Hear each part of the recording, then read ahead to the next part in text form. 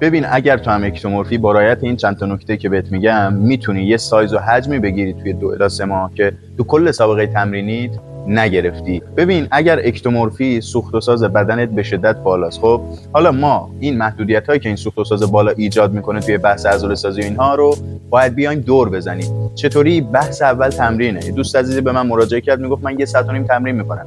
توی اکتومورف نهایتا تمرین 60 دقیقه، اونم تمرینی که شدتش بسیار بالا باشه و حجم تمرین پایین باشه. طوری برنامه باید طراحی بشه برای شما که حداقل بتونید 2 الی 3 دقیقه بین 3 تا استراحت داشته باشی، چون 90% مشکل اکتومورفا بحث بازیابی سیستم عصبی تا ریکاوری عضلانی، یعنی سیستم عصبی شما زودتر خسته میشه از عضله شما و این سیستم عصبی بین 3 تا حداقل 2 الی 3 دقیقه زمان میخواد تا خودشو بازیابی کنه و به همین ترتیب توی هفته شما 3 الی نهایتاً 4 جلسه نباید بیشتر تمرین کنید. اونم باز هم گفتم به خاطر بازیابی سیستم عصبی شما که خسته شده و نیاز به بازیابی داره، نیاز به ترمیم داره، نه عضله شما. نکته مهم بعدی تمرینی تقسیم حرکات 2 مفصلی و تک مفصلی. حرکاتی مثل پرسینه، اسکوات یا هر حرکت چند مفصلی و 2 مفصلی باید توی اول تمرین 20 دقیقه اول تمرین اینها اجرا بشه که سیستم عصبی به شدت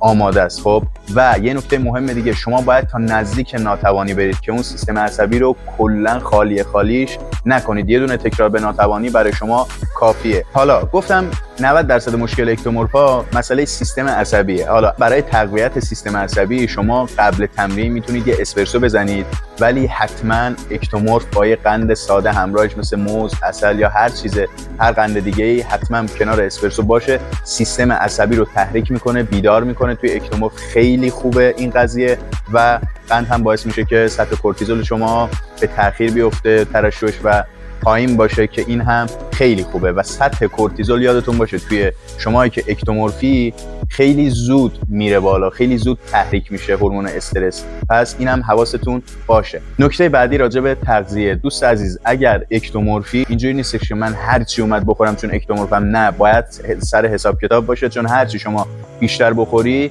توی اکتومورف بدن خود به خود خروجی رو میبره بالا. پس این نیست که من هر چی اومد بخورم اشکال نداره، نه، باید حساب شده باشه. مورد بعدی، شما حتما باید کازئین قبل خواب مصرف کنید و برخلاف تیپ‌های بدنی دیگه شما آخر شب حتما باید کربوهیدرات مصرف کنید که در طول شب هم بدن سوخت داشته باشه تا صبح. و یه نکته خیلی خیلی مهم که اصلا این نکته کلید افزایش حجم توئه، کلید افزایش سایز توئه به عنوان اکتومورف.